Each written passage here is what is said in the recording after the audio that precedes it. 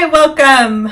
I'm Sarita Roche, and today I'm in my art studio, and I'm going to show you a small technique for the holidays using fluid art. Now, if you aren't familiar with fluid art is when you use acrylic paints that have been liquefied and they're manipulated around to make an abstract art piece.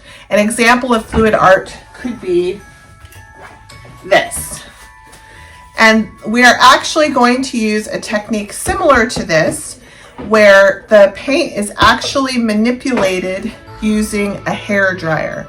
Now, while it does take some practice, I think that the project we're going to do today for the Christmas holiday is something that anybody can try, and it's a lot of fun.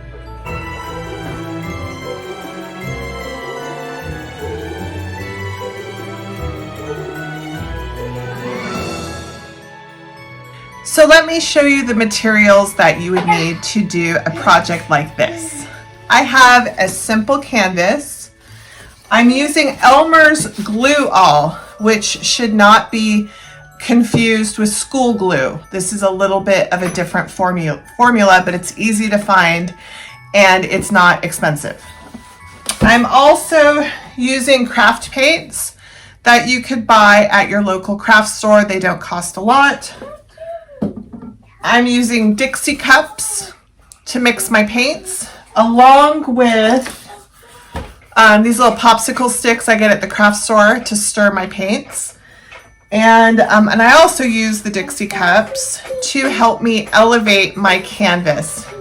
And if you hear some noise in the background, I'm always in here painting with my 2-year-old who loves to get in the middle of this just as much as I do.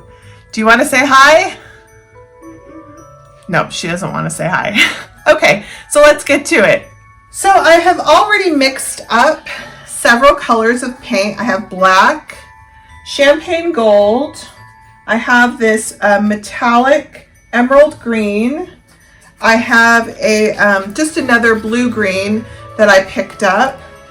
I have an army green that I mixed with just an emerald green with some black, so I have a darker tone. And then I have a peacock pearl blue. So I wanted to make sure that I had some pearly colors because that's going to really make this pop. So to mix my paints, I'm going to show you what I did. This is an inexpensive acrylic tube paint I got at my local Michael's store. And I actually don't need very much red for this project. So I'm just going to put a tiny little squeeze. See, just a tiny squeeze. Yep, just a little squeeze.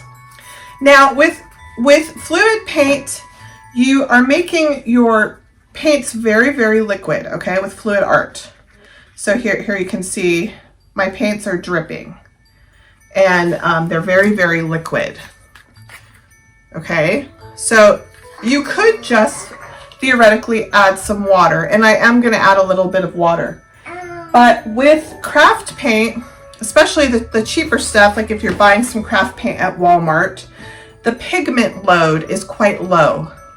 So what ends up happening is if you add water to make it very liquid, especially if you're adding more than 50% for sure, some people say no more than 30% water, you break it down because this is a water-soluble paint. So I'm going to use the Glue All to liquefy it a little bit, and I'm going to put about half and half glue, half paint. So you can see I just added a little glue in there. The Glue All is going to act as a binder to keep all of those paint molecules together. So it's not going to break it down like straight water will.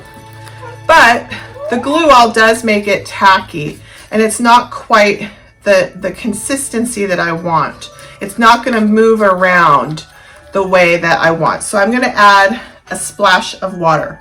I don't have a precise calculation on how much water. I just add it drop by drop and just kind of feel it out. For this particular project, we want very, very liquid paint, and you'll see why. We are going to be manipulating the paint with a hair dryer. and if it's too thick, it won't move. So the way that I test if my paints are thin enough is with my base coat. And my base coat is going to be this lovely champagne gold. So the first thing I'm going to do, just to make my life a little bit easier, is I'm going to quickly paint these edges just to make sure they're saturated with paint.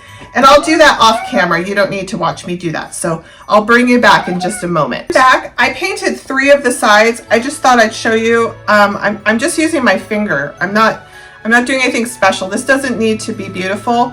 I'm really just wetting the canvas because the first paint that touches the canvas will get a little bit absorbed. And so this just gives that first layer of absorption. And I want to make sure I have nice pretty edges for this canvas. So just use my finger. You should probably wear gloves. I'm not wearing gloves because I hate the way the gloves feel. I just can't do it. You could also use a palette knife. You could use a paintbrush. I'm using my finger. Or you could even use one of these stir sticks. I do that sometimes too. Just mush it on there. Super simple. Okay, so now what I'm going to do is I'm going to pour this base color right in the center of my canvas.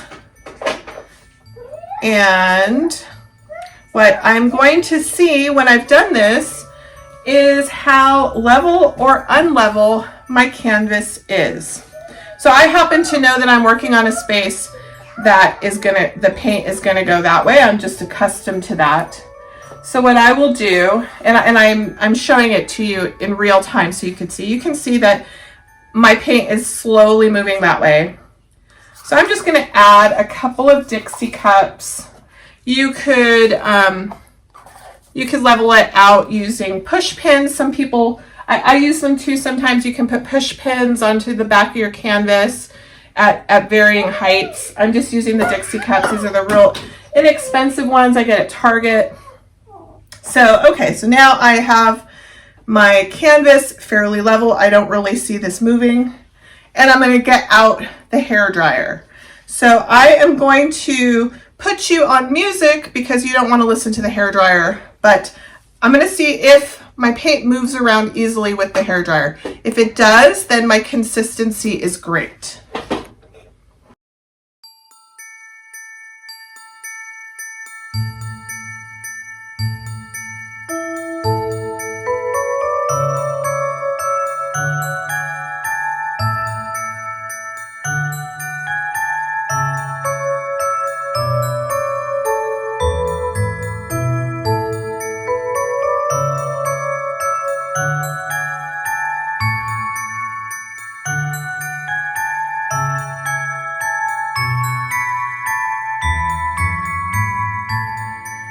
Okay, so that did not flow as easily as I would have liked to. So I went ahead and added a little bit more water to my gold, and I added a tiny bit more water to all of my colors to match the consistency so that it was really liquid. Because as you saw, as I was blowing, I mean, it was moving, but it wasn't just flowing. And I really want the flow. So I'm going to add some more paint here. More paint. More paint. More paint. And I'm just going to smush that around. This one is much more liquid. I want this to be a very solid back color, base color. My mouth does not always work at the same time that I'm focusing on this. All right. Okay, so I have my base coat, and now I'm going to use silicone. So this is treadmill silicone lubricant. You can buy at, well, I got this on Amazon, but you can also use things like hair serum, which is dimethicone. You can use personal lubricant. You could use silicone or dimethicone. Okay, so a lot of times you find it in hair products. I happen to find it in treadmill lubricant. So I'm going to put a drop of this in each of my colors. I did not put it in the base color, but I'm going to put just a tiny little bit, tiny, tiny, tiny. And obviously oil and water don't mix, so the silicone is going to react. So I'm just going to very, very gently fold it in. Each of my colors got a little splash, not too much. So what I'm going to do is I'm going to pour a ring of my colors, and I'm going to start with my black. So hopefully, yeah, Mama's black. So hopefully I can pour a decent ring here. Let's see, like this. Okay, there we go. That's not too bad. You don't need a lot of paint for this because it's very liquid and it moves. Now I'm going to put my army green. I know you love to paint with black. My daughter is saying to me how much she loves to paint with black. For some reason, that's her go-to color lately. Because she has an easel in here, right there. I don't put her on camera, but she is here.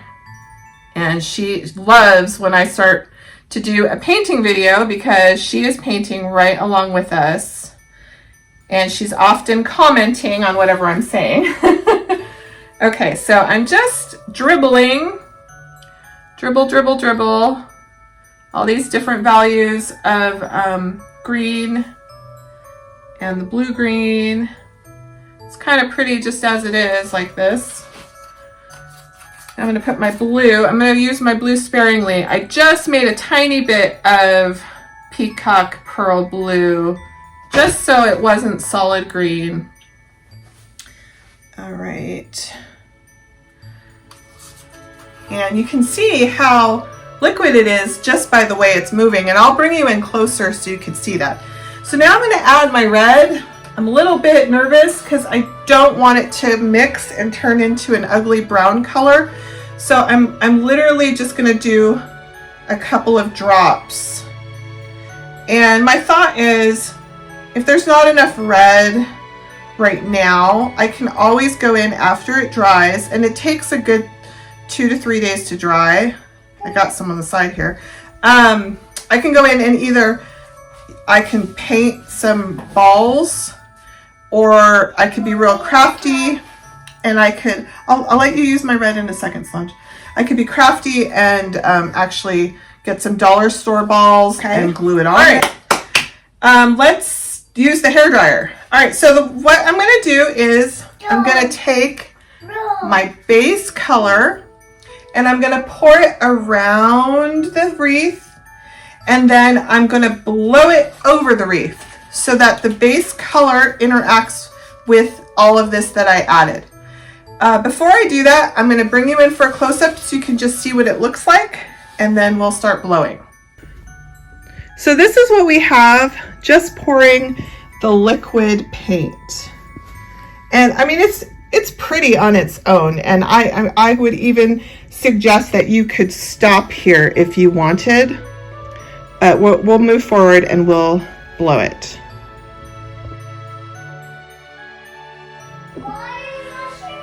I want to reiterate that it's important to level your canvas. I can see I wasn't entirely level, so I was still drifting because this is so liquid that as it's drying, it will just pour off the sides. So it's really important to level up. So I did add some more Dixie cups. I hope I did a better job, because now we're going to start to make the really pretty designs, and we don't want to lose that just because it's not level.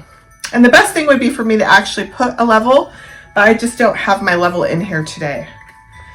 All right, so, and actually I see it shifting this way a tiny bit, so I'm going to add one more Dixie cup. All right, so let's get this going. All right, I'm going to put the gold all around like I said I would. Here it goes. All the gold. And let's do the hairdryer. This is on the cold setting of my hairdryer.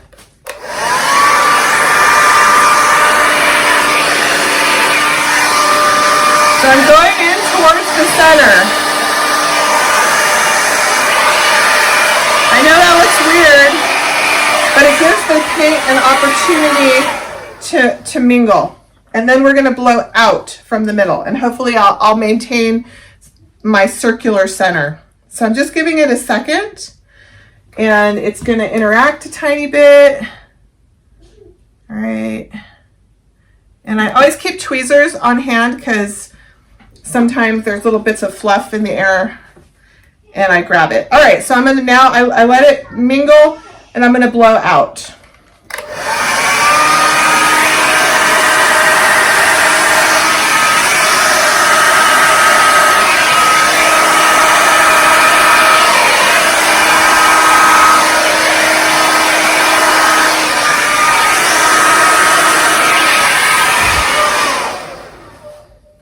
Okay, so I probably have a little bit too much paint, but it's okay. It's fine. I tend to err on the side of too much paint rather than not enough. So what I'm gonna do, you could leave it like this and let it dry, but I don't know if you can see from your angle, maybe I'll pull you down. We're starting to see some reactions where the silicone is rejecting the paint. So there's little things bubbling up. But to help that, I'm gonna use a Butane Torch. This is an inexpensive torch I got off of Amazon. I think it was $9 just for the top. And then these cans, I don't know, they're like $1 a piece. You could also use a craft heat gun if you have one of those. I don't think it does as good of a job, but it does work. So what I'm gonna do is I'm gonna just very carefully go over the top of this, and the heat is gonna make it react more. And I will see if I can zoom you in so you can see those reactions happening in real time. All right, so I'm gonna torch.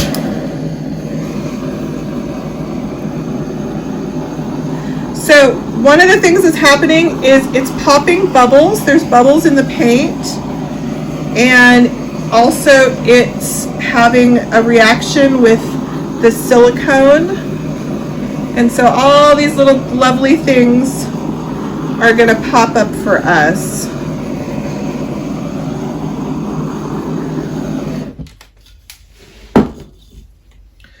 I personally like when it gets a little drippy over the sides. And this is abstract. I mean, I'm not trying to make an actual to-scale Christmas wreath, but you could, I could have put less paint, and you could have had more of this kind of, you know, wreath shape and not going over the edge. But I do like that.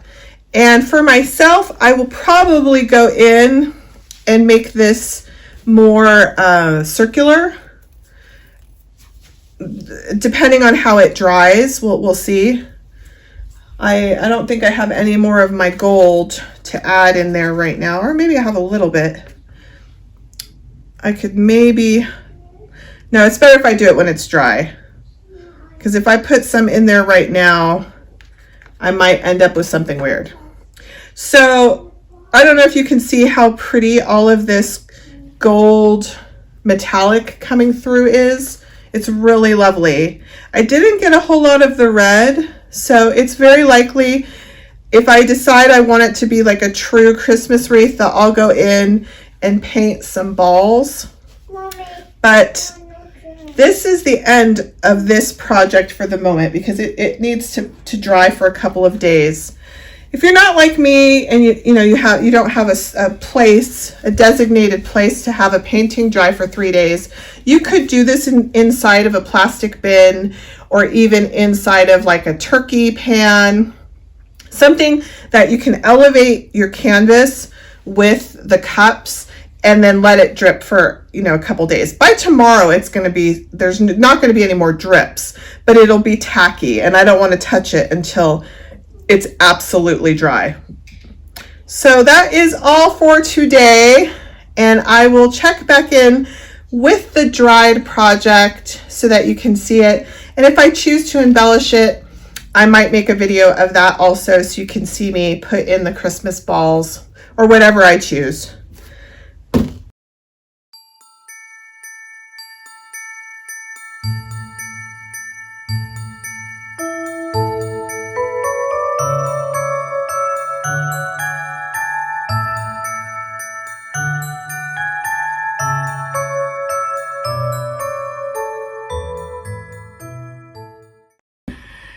Okay, so it is the next day and I'm back in my studio to check on the painting, and I'm gonna be straight with you. I'm not happy with what I see.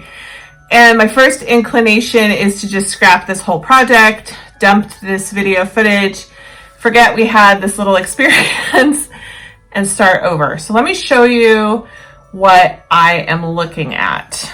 So it actually dried pretty quick.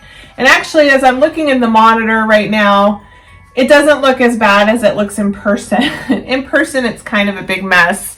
When my son walked in here this morning, he was like, "Whoa, what is that?" It's definitely not a standalone piece. And one of the things I'm not happy with, let me see if I can show you. I don't think it's going to show you very well. Let me move the light. Is that it didn't dry completely flat.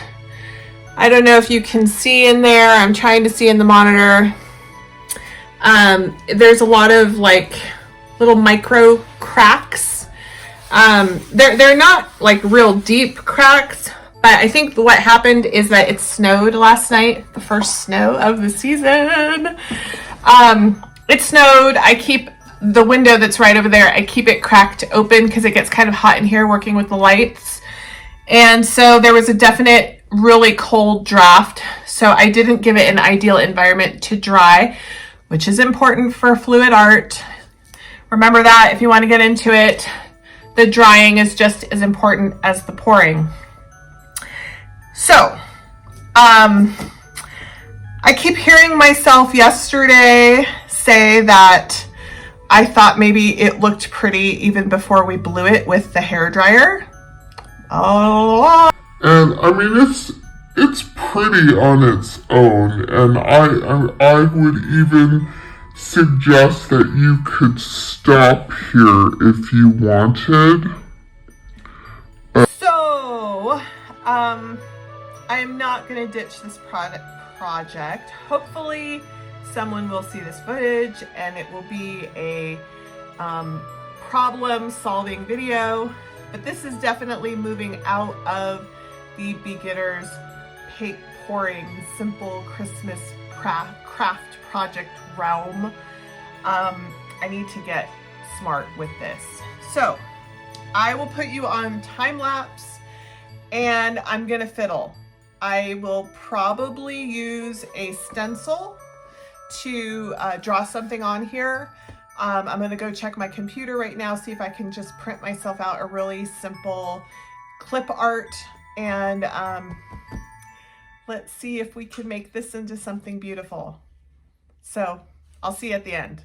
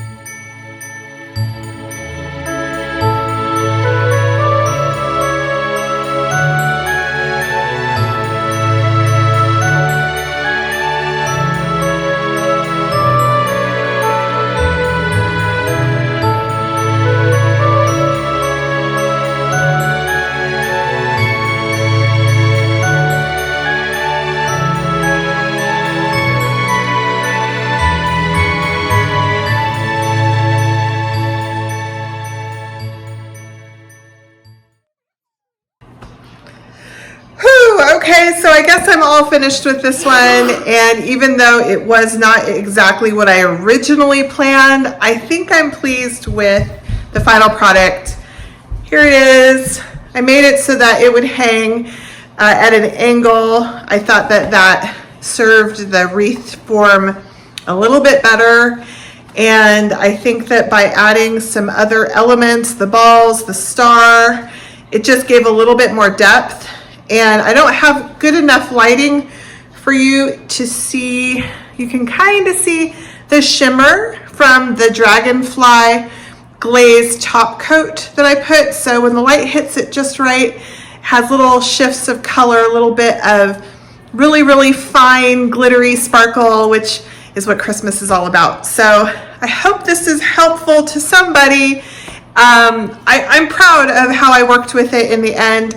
I thought it was going to be like a simple beginner Dutch pour wreath tutorial, but it turned into something else, and that's just what art is all about. You start with an idea and then you just kind of go with it, and sometimes you end up with something unexpected. So happy holidays. You can always find me at SaritaLaRoche.com, and keep making a beautiful mess.